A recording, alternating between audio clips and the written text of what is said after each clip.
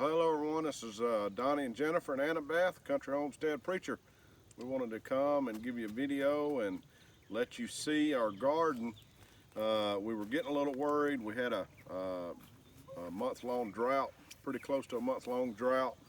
Everything was kind of drying up, and then the Lord opened the heavens up and sent His rain, and you can see around us everything is just exploded with growth, and we are getting a harvest. So I'm going to walk you around. Jennifer's going to talk a little bit too behind the camera, and we'll show you how we've done so far.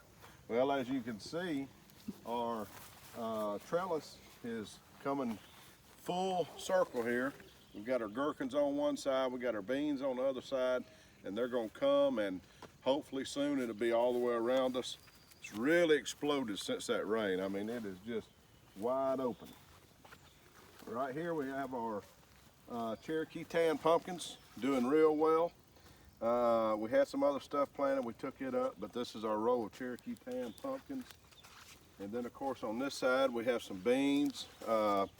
We have a zucchini squash. I always get it mixed up, that and a regular squash. And then of course, see if you can get a shot of our grapevine back there. Grapevines are coming along. We've never grown grapes before, so we're hoping. We've got a few tomatoes scattered out. Right down here is the butternut squash. I want to show you this huge squash. If we can keep the ants off of it, we'll be doing real good. But if you'll notice down in here, if you see this squash is actually two squash grown together. And Jennifer's going to be picking that here in a little while. But they are huge. Like I said, here in Alabama, we are eat up with ants. That is very difficult to grow a garden 100% natural, because we're fighting the pest. We're having to come out every single day, pick off the pest. And over here is our bean area. We got different beans. We got some rattlesnake beans. We have some noodle beans. We have some Japanese winged Japanese beetles. Winged Japanese beans. So we're already starting to pick some of the rattlesnake beans. We picked some the other day. So it's coming pretty well. Notice the flora Jennifer's got planted. Zinnias. We use these to attract some of our bees, and we have seen some honeybees in the garden, and of course some big bumblebees. And then of course, can you see the shot of our tomato patch? And that's turned into a jungle. Yeah, it's turned into a jungle. We put up shade cloth. The sun is miserable here in the deep south when it's this time of year, and it's only going to get worse.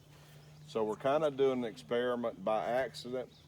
When I ordered the shade cloth, I ordered one side is 30% and one side is 50%. Now, as you come down through here, this side is 30%, these two sections. And then two sections are 50%, one section is 30%. And you can tell that for the 50%, the tomatoes are really reaching high for the sun. So we may take and pull this back, the shade cloth, to see how it works, because people's been growing tomatoes for years and years and years without shade cloths, but we're kind of doing an experiment just to see. You can tell that our tomatoes are absolutely loaded. And I believe these are probably my favorite ones to look at here with this cool color it's got going. Watermelons, cantaloupe, they're doing very well after the rain. Our cucumbers, and you can see down the row here, I don't know if you saw them a while ago, but the cucumbers are just exploding. Doing very well, the cucumbers. And then we've got our little onion patch over here, which we just about, we've only got one left. We've done harvesting the other ones. And these are red bowling okra. Last year we planted the crimson spineless, and this is the only okra that we planted so far this year, because we had such a big harvest last year of the crimson spineless. This is my self-pollinating garden, folks. What did you plant here? And I planted beans and radishes And flowers. and marigolds. Okay. All right.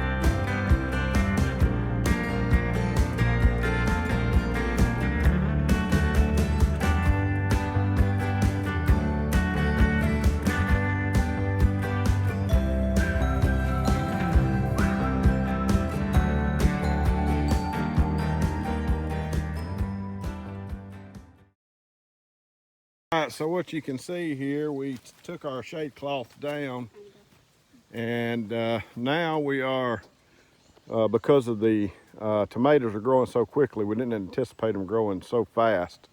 We're doing what's been called the Florida weave method, Florida weave method, but respectfully, I'm gonna rename it to the Alabama weave method. And you can see Jennifer is weaving a string in between the tomato plants. I took and cut one 2x4 in a bunch of 1/2 inch or 1/4 inch sections, and we've attached them to our poles here. So we're doing this to keep our plants from being broken by the wind, because the shade cloth was kind of keeping them all together. But the problem with the shade cloth is the plants were reaching taller, and we had pushed it up as high as we could. So we figure people's been growing tomatoes for an awful long time without shade cloth, so we said, well, we'll give it a try. We still have a piece on the very end down there of 30%, and you can see those aren't quite as tall as the other ones, and that tells us that these were trying to reach up because it was 50% coverage. These were trying to reach up to get more sun. So I'll give you a video. I'll add to it here in just a minute when we get the weave completed.